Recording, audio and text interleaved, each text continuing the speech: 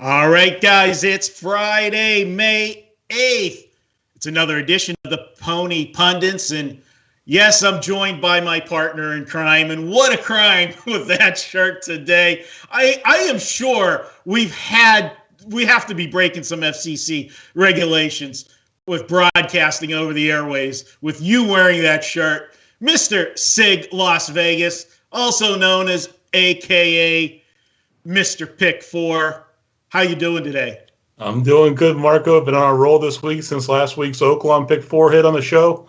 Hit a couple pick 4s, a pick 5 this week. So having a good week so far. Yeah, I know. He reminds me every single hour about him hitting the pick 4 on the show again last week. And, it's the shirt. Yeah, okay, blah, blah, blah. It's the shirt. Well, you know what? If it's the god darn shirt, damn it, here we go. Getting out. Here we go. This is it. Let's go. Come on, bring your A game. Throw that classical shirt out.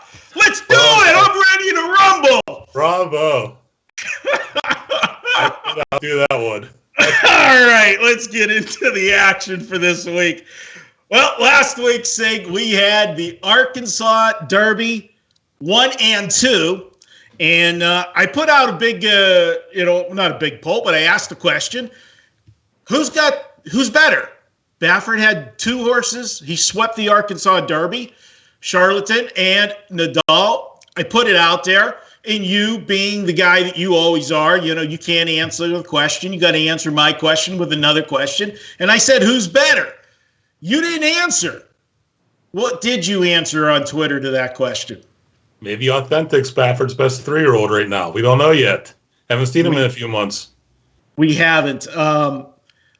From the question asked, which horse was better, Nadal or Charlatan? I'm going to ask you. You have to pick one of those 2 right now. From what you saw on Saturday, which horse impressed you? I was super impressed by Nadal's performance on Saturday. Again, a lot more respect for him. He showed me things that other Baffert Derby winners and other Baffert Triple Crown winners have done, which is that extra gear. And the most recent horse that comes to mind when I think about it is American Pharaoh. He starts speeding up. He finds this other gear that makes it look like the rest of the field is slowing down, but he's actually just finding more. Yeah, and horses that do that on the front end and just keep grinding out quicker fractions each quarter, or as the mile goes on, he's sucking the life out of the field. It doesn't appear that, he's going that much faster, but what he's doing, as you said, just accelerating a little bit in those horses that are trying to stay with him. He's taking whatever they got left out of the gas tank, and the fact that he's speeding away instead of coming back to the pack discourages the closers. I will agree with you because, as we talked about it last week, there was no question the division that he was in was the tougher division, and he raced just as impressively as Charlatan did, winning easily. But what I'm going to throw out there is, and it's kind of giving 2 answers to the same question. Right now, Nadal, I put ahead of Charlatan. The Kentucky Derby is not until that first Saturday in September. Obviously, if the Derby went as scheduled and went right now or went in the next month, I would give the nod to Nadal. But I think Charlatan is, and I said it all along, because of it being moved back to September, if there was a horse that this was going to favor more than any other horse in the field, that's on the Derby trail, in my opinion, was Charlatan. We haven't even begun to see where the ceiling is for him. And I think in the coming months, we're going to see him race a couple more times, gearing him up and prepping him for the Kentucky Derby. I think he might close that gap on Nadal. I know it's going to be interesting. What a position to be in. Trainer having multiple horses and, having, a couple of the favorites in the Kentucky Derby. That's a fun place to be in. But I always wondered as a trainer how you separate your enthusiasm amongst your owners, okay? Because obviously, and I can speak from, experience of me, being an owner, you always think your horse is the best. You like your horse and you want to hear good things about your horse. And, when Baffert has another horse in the race, different ownership, but it's the same trainer, it's a bittersweet moment. You want to win, but if you don't win, you want Baffert to win. But yet, I can't imagine a Kentucky Derby feeling like that. But if you're the owner that's not the winner and the other owner of the same trainer, that's got to be bittersweet watching the winner's circle when that happens. That's for sure. It's a good spot to be in. If you're Bob Baffert, you're a lucky guy right now. Yes, he is. Sig, let's talk about, because that was such an important race, it totally shuffled the top 20. And once again, for people that don't know why that leaderboard is so important, if there's more than 20 horses entered in that first Saturday in September for the Derby, what decides it is the number of points you've earned in the prep races leading up to the Kentucky Derby. Only the top 20 point getters will get in if there's more than 20. Sig, where's the shakeup on this week's roster? Well, following the Arkansas Derby, I'm going to give you guys the top 20 here. Remember that there are going to be races probably run this summer that will contain Derby points, so this will change. But right now, Nadal's on top, followed by Tiz the Law, who is the Florida Derby winner, Wells Bayou, Charlatan, King Guillermo, Ete Indian, Modernist, Authentic, Mr. Monomoy, and Basin. Those are your top 10. Number 11, Mischievous Alex, NY Traffic, Chivalry, Gouverneur Morris, Enforceable, Storm the Court, Sol Volante, Major Fed, 1,000 Words, and Finnick the Fierce is number 20 right now. Don't forget, though, guys, 18 horses are going to make it in off of that list, followed by some alternates. There is the European Road to the Derby, and there's currently 2 horses that are tied for the lead there, but they didn't get to run their last race, which is for the most points due to the quarantine. Crossfire Hurricane and Charez are tied right now. And there's a Japanese Road to the Derby, which Hirschcraft won. So whether those horses will make the trip over in September, we'll have to wait and see. Now, the big question is, who's missing from that list I just gave you? Maxfield. Maxfield was one of the most impressive horses last fall. Have yet to see him race here, and maybe we'll see him in a couple weeks here at the Mount Wynn at Churchill when they open up. Dennis's Moment, who was the favorite going into the Breeders' Cup Juvenile, didn't run a step in that race. Believe me, I had him. Ano Dior, who we did see on Saturday, but he had a 10-week layoff, and he didn't look that impressive on Saturday, but I want to see him run again here. I think the layoff may have hurt him. Honor AP, 8 rings, but do we really need another Baffert horse in the mix? It's going to be a really interesting summer, guys, and I'm looking forward to seeing who earns their Derby points then. One horse I'll throw to you that's on the outside looking in and kind of disappointed in his last race, and I know because I was on him. Do you think Independence Hall comes back and tries to take another crack, or do you think they go for a lesser route? I think they're going to take one more shot here. I think when you see the New York tracks open, I think we're going to see a point race or 2 here over the summer, whether it's Belmont or Saratoga, depending on where and if they run. I think we're going to see a Santa Anita Derby run. I think we'll see the Bluegrass run probably in July when Keeneland's going to have their supplemental meet, it sounds like. And I'm sure Churchill may add another 3-year-old race here sometime into their schedule. We're going to segue into Handicappers Corner. And every week we try to give tips that help you pick winners. This week we're going to kind of flip it around a little bit. And we're going to talk about mistakes that horse players make, because saving you from losses is just as important of putting you on a winner. We talk about that in sports betting all the time, that, when you win a bet in sports betting, obviously, you're winning a unit. But when you lose a bet, you're losing, generally, if you're just doing a point spread, 110. So it saves you money if you don't have a minus 110. If you can find mistakes and take them, in poker, we use the phrase, find your leaks and correct them.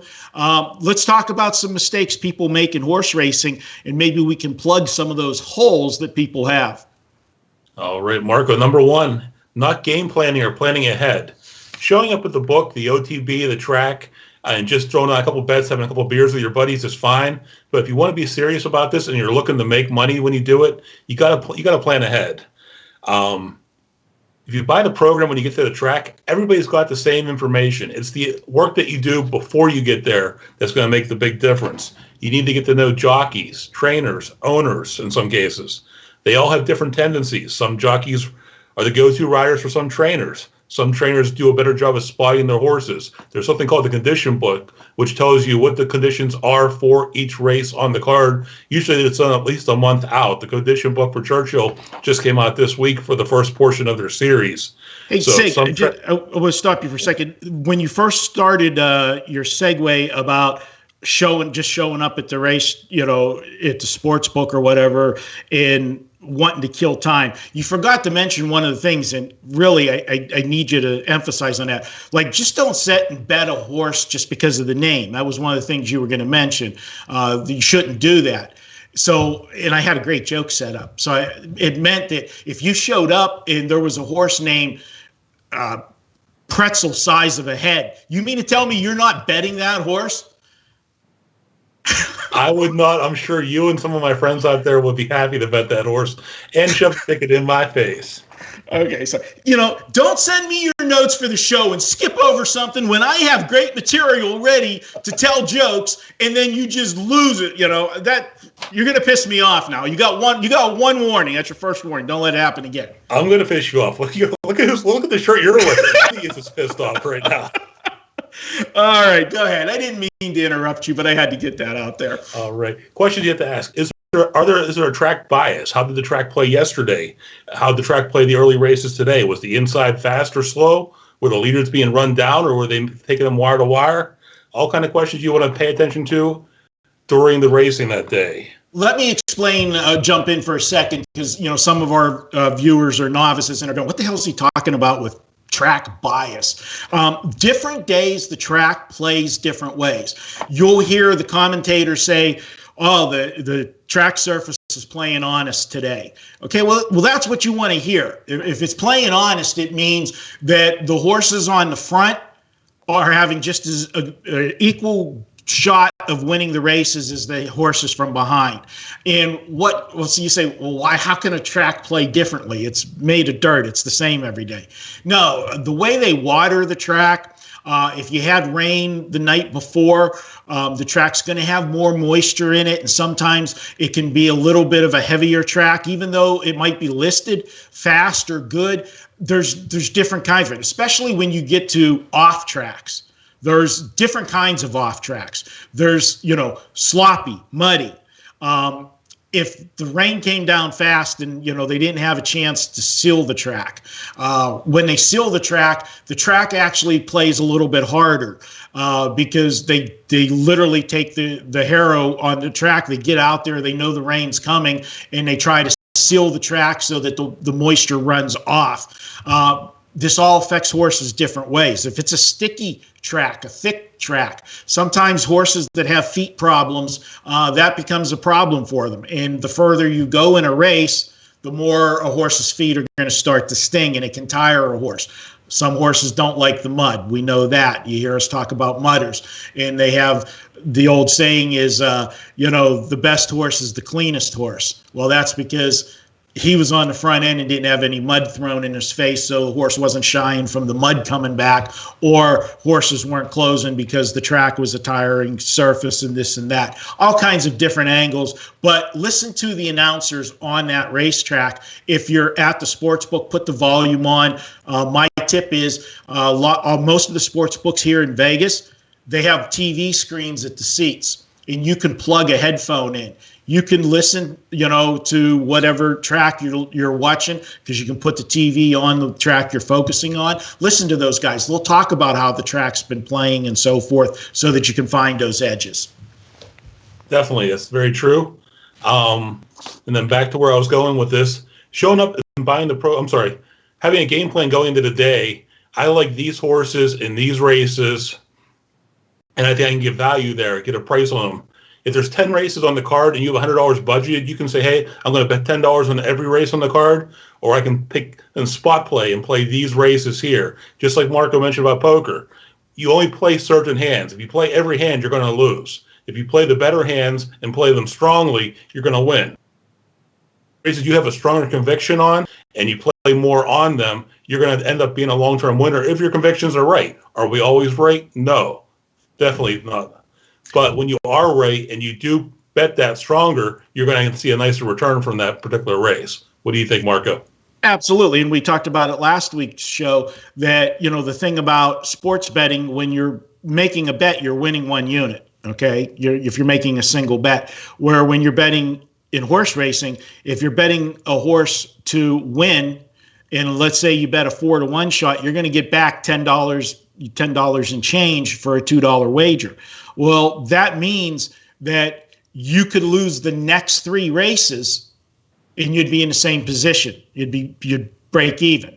So because you're winning, that horse went off at 4-to-1, you're bringing back a 4x return. And if you're playing exotics, you could go the entire card. If you're investing $10, let's go different route and let's go $12. Okay. Let's say you're investing $12 a race. You're playing a $2 exacta box with 3 horses for every race. You might only hit 1 race, but you've invested in the 10 races $120. If you catch a $200 exacta for $2, you made money. You have the opportunity to win way more than you're wagering, and that's the beauty of horse racing. So again, you don't have to win at the percentage that you win in sports betting. That's the key. One of the other things you have to worry about too, or think about, is trust yourself. If you handicap the card, if you watch the replays, if you go through the program and say, I like this horse, I don't care if the horse is 50-to-1 the morning line or 2-to-1 the morning line. You got to go with your convictions. You got to trust your gut. There's reasons you like that horse. Bet that horse with your convictions. Let anybody talk you off that horse. Your buddies, some guy you respect at the OTB might say, hey, I hate that horse. It was terrible. The sheets say, respect your convictions. Go with your gut. Sometimes you're right. Sometimes you're wrong. But when you are right, you're going to get paid. And when you're all wrong, you can go back after the fact and look at it and say, why did I like this horse and why didn't this horse win? Don't only look at your horse. Look at the horse that won. Compare the programs. Look and see. Maybe you overlooked something. Maybe you missed something. Maybe it was just the track that day. You don't know. But if you go back, you can learn from the mistakes you made and learn from where maybe your thinking may have been off. I learn every day. I learn from other handicappers. I learn from, not as much from TVG, but from some of the track analysts and so forth. They do give you very pertinent information. There's some very good track analysts out there, and you can definitely get them on the live feeds through ADWs. A lot of them right now are on TVG because they're filling a lot of time with less races. But the track analyst, Andy Serling at the NYRA tracks, Kate and Bradar, and Gabby at Gulfstream are all very good and all provide a lot of Gabby speaks, I listen. There's no question about that. And when we get to the West Coast, when Brittany speaks, I listen. That's a little inside joke. Everybody knows I like both of those two commentators very much. Sig, I will add one thing to you about the game plan. And although you do want to have your game plan set out heading to the racetrack or the sports book, I always am open to plan B. And what I do is, because every time when you handicap your race, it's a process of elimination. You're eliminating horses you feel aren't going to be there. And the first few pitches are always the easiest. You get rid of, this horse has no shot. Boom. You take him out of the equation and you start, slicing and dicing the field down. Well, when you get to those last couple picks, maybe your 4th choice in the race versus your 5th choice in the race, there might not have been a lot of difference between those two horses. You had to make a decision. And one of the horses, and this is one where a lot of times, and this is generally the case, is coming off a long layoff. I have a tendency to shy away from that. Or if all things are equal and I'm down to the last, elimination horse, I'm going to go with the horse that's been racing. Okay. Because I know more about it. I have more information there. I don't have necessarily a lot of information on the horse that's coming off a layoff and maybe only has a couple works. However, if I get to the racetrack and we're sitting about 3 minutes, 4 minutes outside of post time, and I'm looking at the board, and generally that horse is not going to be one of the favorites. He might be a horse that was 10 or 12 to 1 on the morning line. And I'm seeing the horse getting some action that really he shouldn't be getting. And we had talked about watching the tote board before, and he's sitting at 4 to 1 or 5 to 1. He's taking some live money from somebody. And that might make me go back and relook at those last two horses. And because I have the added information, and I know you're going to say, well, that's something of trust yourself and don't listen to somebody else. But generally in that, that's a piece of information that's coming from somebody involved with this horse knows something that it's getting unnatural money, and that might flip me from making it my last pitch to adding it to my ticket. Definitely, I won't disagree with you there, Marco. I mean, I'm a big fan of information. I know when we go to the track or we go to the book, Marco does a lot of visual handicapping of the horses. I'm more of a stat guy. I like the numbers. I like looking at information and looking at trends. So we handicap differently, but oftentimes we end up on the same horses. Yeah, I mean, and that's something somewhere down the line I'm going to go through. We'll do that as one of the handicapping corner segments of what because you've said to me times when we're sitting, what are you looking at? What are the things that you look at? And one of the analysts that you mentioned, Caden Gradar, she is someone that when she says, this is when more so when they're on site and she's actually right in the paddock and stuff, and Gabby has done that too, they'll say, the winner of the post parade was so-and-so, looking really good in it. The horse racing game for so long, you understand things that you see on a horse and such that are signs that horse is in peak condition and feeling well on that day. So it is something, and if you hear somebody that you respect on TV, you already like a horse, and they add something like that, that's better to hear them say your horse looked good in the paddock than your horse looked bad in the paddock, that's for sure. And anything else you want to add on your tips there? That's all I have on that subject, Marco. I think it's time for us to head to the race of the day. Race of the day, and we are going to your track this week.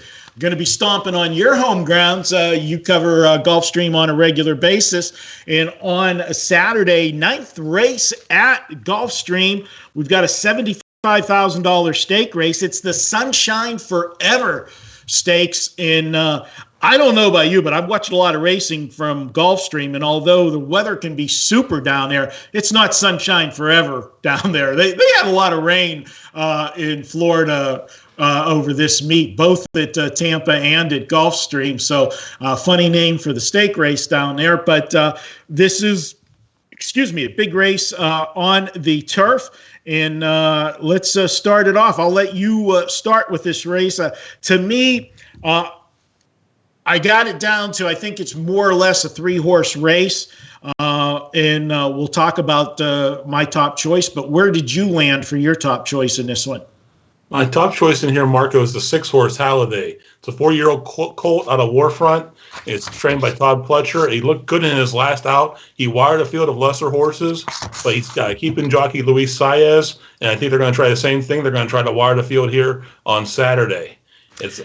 This sets up as a fantastic race. There's a lot of horses coming in that have been racing in really quality competition. And it's also the return of War of Will, last year's Preakness winner. And if people don't remember, War of Will did start his career out on the turf, actually running in the Breeders' Cup Juvenile turf in his 2-year-old season before switching to the dirt and actually becoming a very good dirt horse.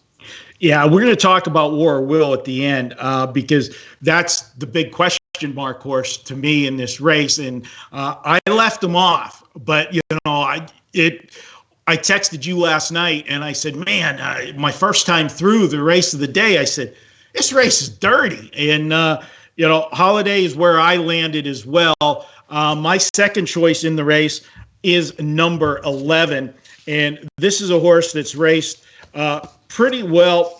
You look at him, and pulling him up here, and this is Admission Office, and I'm going to start right at the top. He's got Joel Rosario on him, and right now the way Joel's riding, you could basically put him on a mule and he's going to get some action. He's hitting for the last 30 days. He's won 33% of his mounts. Now, think about that. He's winning 1 out of every 3 times he gets up on a horse. That's insane. Over the last 10 days, he's won at a 50% clip. And he's racing, with some of the best horses and best riders in the country. So it's not like he's the big fish in a small pond. A lot of times at some of the smaller tracks, there might be 1 or 2 jockeys that, are head and shoulders over the rest of the jockey colony. And they dominate everything. That's not the case here. So it's been amazing the way he's been riding. And if you look at his past races, you go down the line, next to War of Will, he's got the most alphabet and numbers behind him in races. And I'm talking about grade 1, 2s, and 3 races, graded stakes that he's raced in. He's danced in all the dances. So I think he's going to be a big factor with the connection there with Rosario and this horse. And I rounded out my third pick with number 9 in this race, Sig.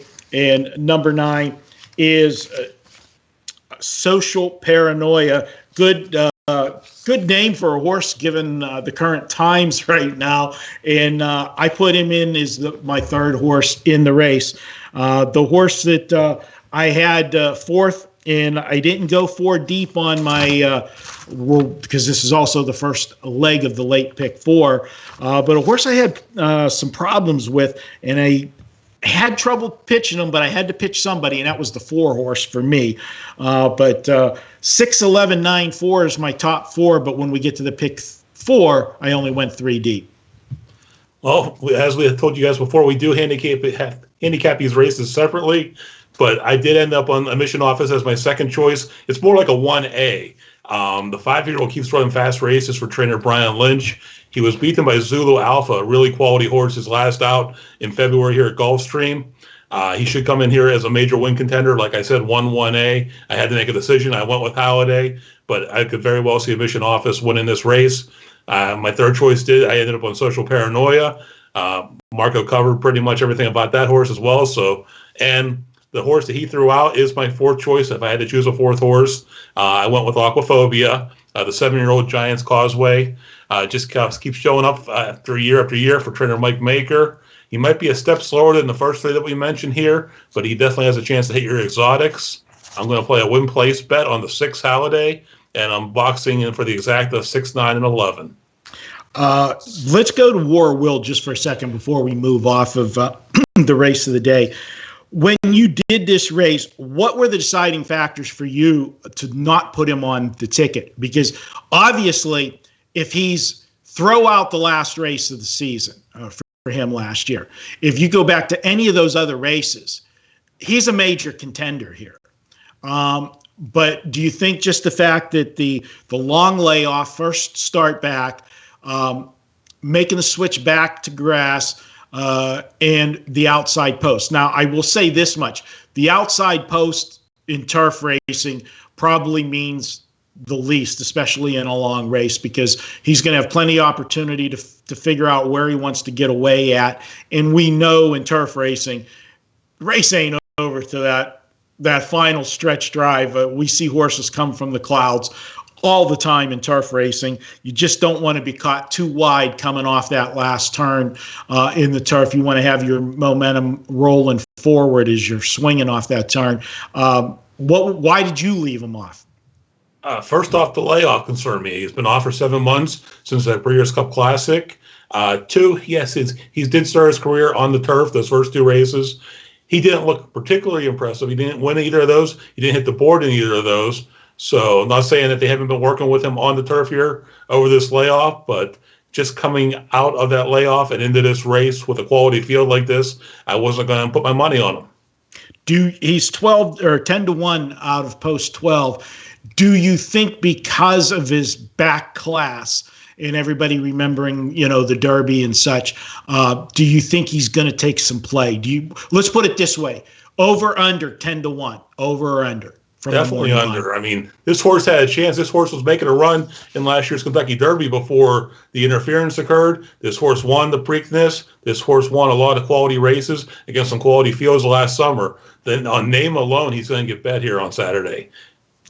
I agree with you. And when you're looking for value, I'm not saying he can't hit the ticket, but I would be shocked if he wins the race. And because we are attacking the pick 4 here on Saturday, he's not going to be one of my horses. Let's go to the second leg, and that's race 10 at Gulfstream. This is an optional claiming race, $25,000. It's a 1-mile turf race once again for horses ages 4 and up. Sig, this one here, I landed on the chalk as my top choice, and he deserves it for several reasons.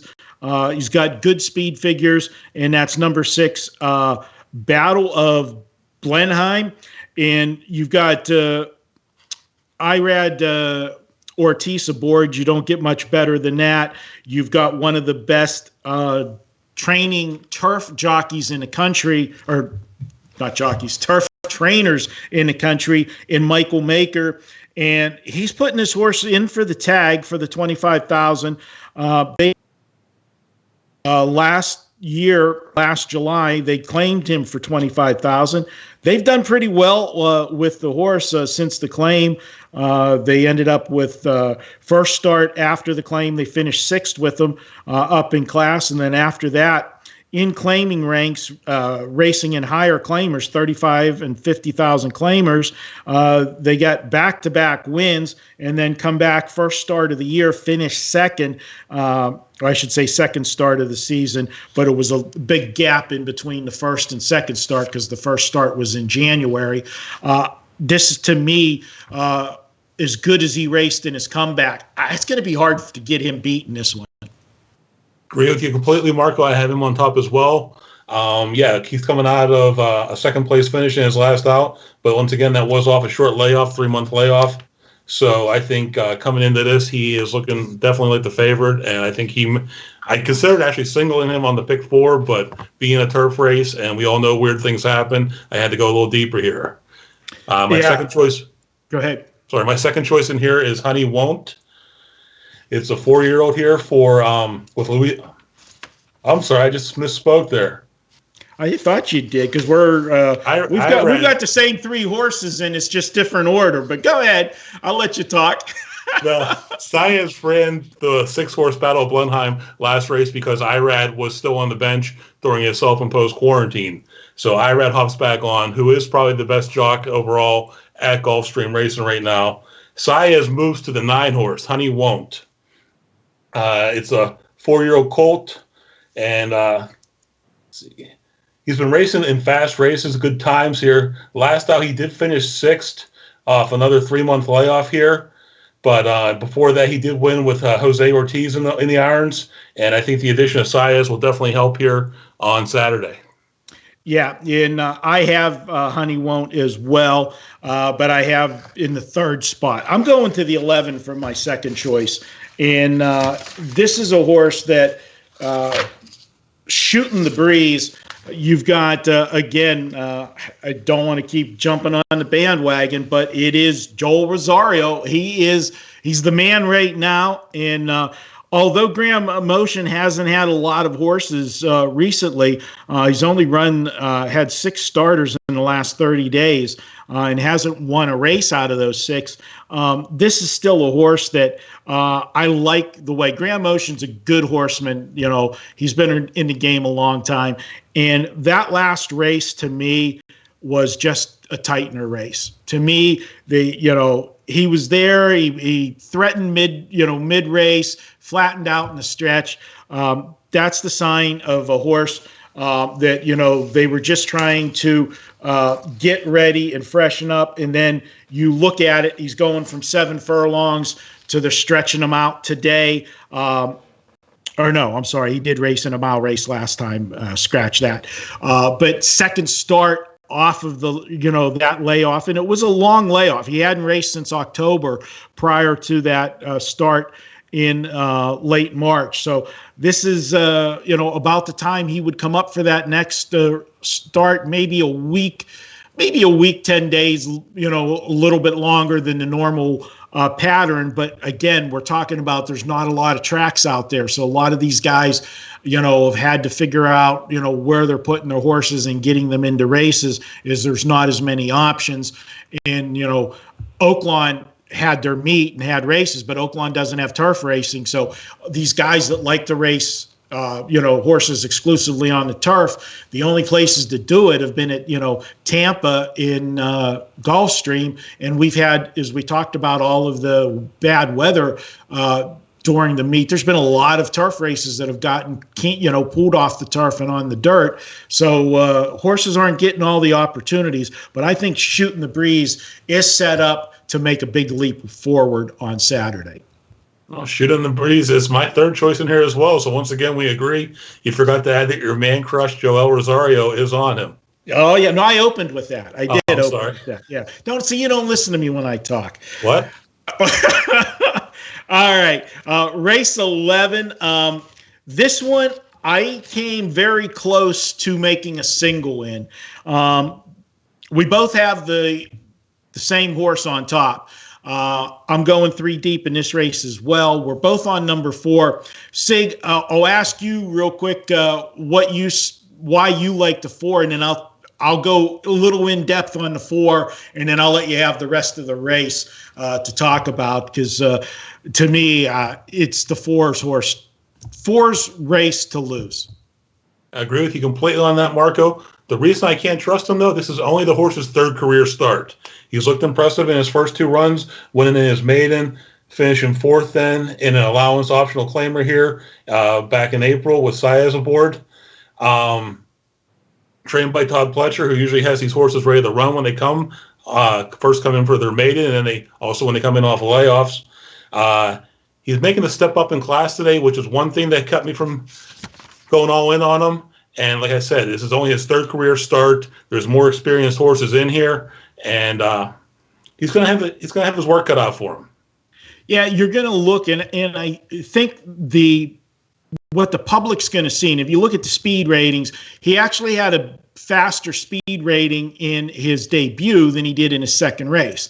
And people are going to look, and that's, okay, he won his maiden, but then whenever he faced winners, he backed up. He ran the same type of race. He was, setting the pace, but then he faded to 4th in the stretch. Well, here's 2 things. One, he went from 6 furlongs to 7 furlongs. So they stretched him out a little bit. They're going back to the 6, this race on Saturday, they're cutting back to 6 furlongs where he did win at. But if you go back and watch that race, his second lifetime start against winners, and I've said it numerous times, the biggest jump in class for horses is racing from a straight maiden into, non-winners 2, when you're facing, horses. All the horses in that race have already won. But look at the fractions they set in that race. He's 22 and change first stoppage of the clock there, and then 44 in change. They were smoking on the front end. Now I went back. So when I saw those fractions, I said, oh my God, what's going on here? And sometimes, and there's a difference, Sig, and this is something, again, you got to watch the races. Was those fast fractions just him on the lead by himself? Maybe he couldn't hold the horse and he was going too fast, or was it a contested pace?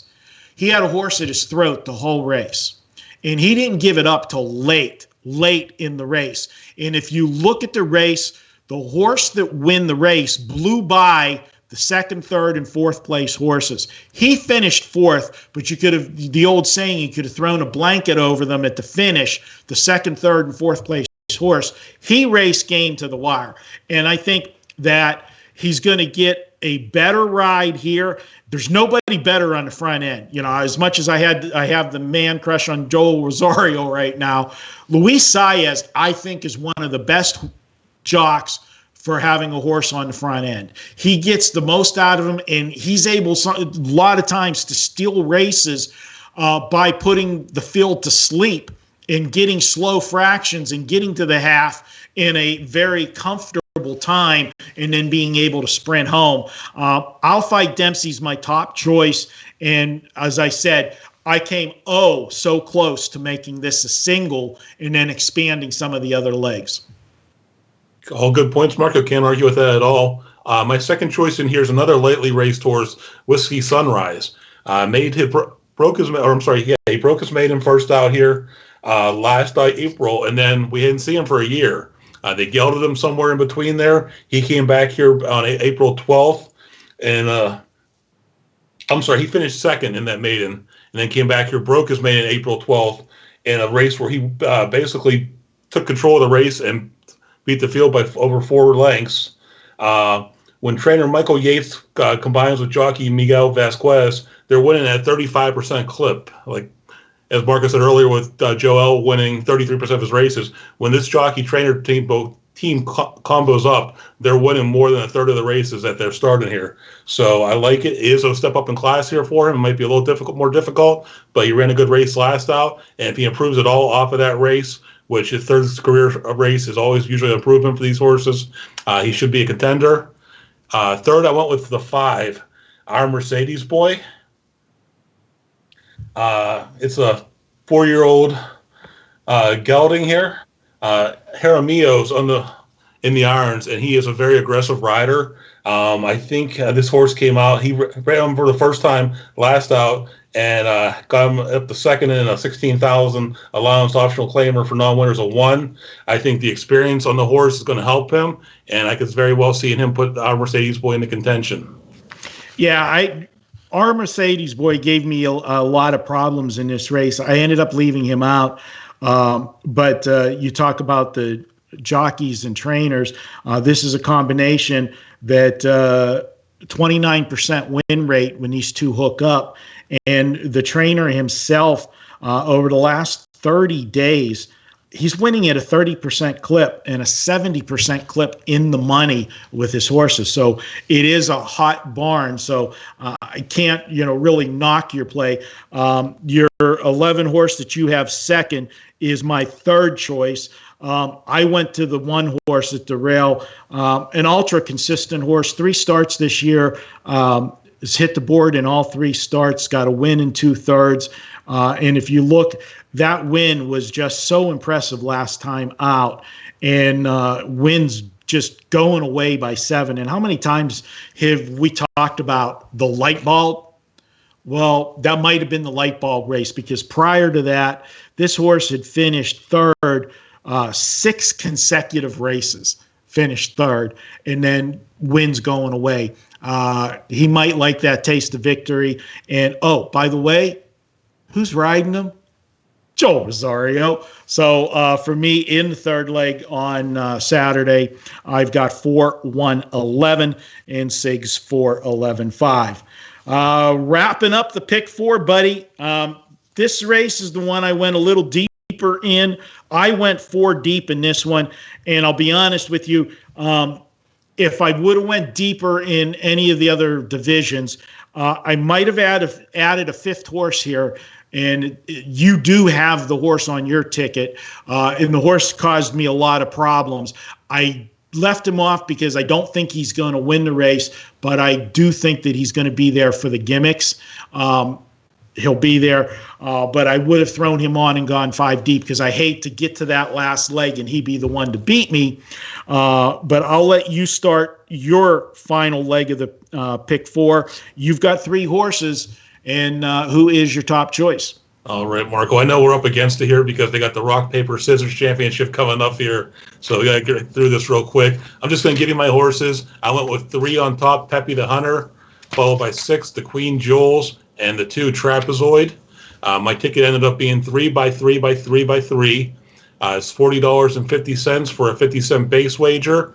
And once again, my ticket's 6-11-9 with 6-9-11 with 4-11-5 with 3-6-2. How'd you see this, Marco? Well, the 3 horse, I have him on my ticket. He's my 4th choice. I thought he was a very vulnerable favorite in this race. I was shocked that the morning line was as low as it was on him in this race. 9-5, I thought, was just too low. I'm going 6-1-10-3 on my ticket. I'm taking the 6-horse as my top choice in this race, and that is the Queen Jules. We've got Irad Ortiz aboard. This is a horse that you've got to throw out that last race. It was a bad race for him. There's no question about that. But you go to the race prior to that, very solid effort. Horse is consistent. This is a horse. It's a 5-year-old horse, 24 career starts, and he's hit the board in 13 of the 24. So definitely well over 50%. But my ticket was 6-1-10-3 in that final race. My overall ticket is 6-11-9 in race 9, race 10, 6-11-9, race 11, 4-1-11, race 12, 6-1-10-3. That 50-cent pick 4 will cost $54. Want to remind everybody, as Sig mentioned, the finals of the Rock, Paper, Scissors Championship is coming up on WagerTalk TV. You can check that out. Also, every day, 2 shows, Monday through Friday, 12 noon and 3 p.m. Eastern. You can check out shows. A big show coming up Monday is the Meet the Experts show. Normally, it's Prez interviewing somebody on Meet the Experts. Well, he's going to be the interviewee on Monday. Teddy, our own Teddy Covers, will be interviewing the Prez, so I'm sure you'll want to watch that. Those two guys go at it, kind of like me and Sig go at one another, so be sure to check that out. If you want all of Sig's plays, check him out. You can follow him on Twitter at Sig Las Vegas. Also follow his card, Gulfstream Park. You can check him out at WagerTalk, and he'll throw up Tampa on some days. I'm out there. I was handicapping Oaklawn. Oaklawn is done. I am going to move to Tampa for Saturday. Take my swings at Tampa there, and then we've got some tracks on the horizon that'll be opening up with Churchill and hopefully Santa Anita as well soon after that. Of course, you know I love the West Coast racing. Santa Anita and Del Mar are my 2 favorite meets, as I know you're very fond of the Keeneland meet. Whenever we had that, you got that one taken away from you this spring, but hopefully you'll have it down the road. So, Sig, thanks for joining me again. And guys, let us know who won the official battle of the shirts today. Please comment on Twitter. Was it Sig, or was me going wrestling style and pulling the shirt out? You both lost. And there he is. Yeah, you both lost on the shirt situation. But I got to give the award to you, Marco, for creatively ugly. Sig's just wearing like a Kmart, Target special. I think you actually went the distance and searched for that piece of poo. Well, you know what, Sig, and I got to use this phrase lightly. He was getting a big head. He actually has a big head. I mean, his dad called 50 years ago. He's still mad.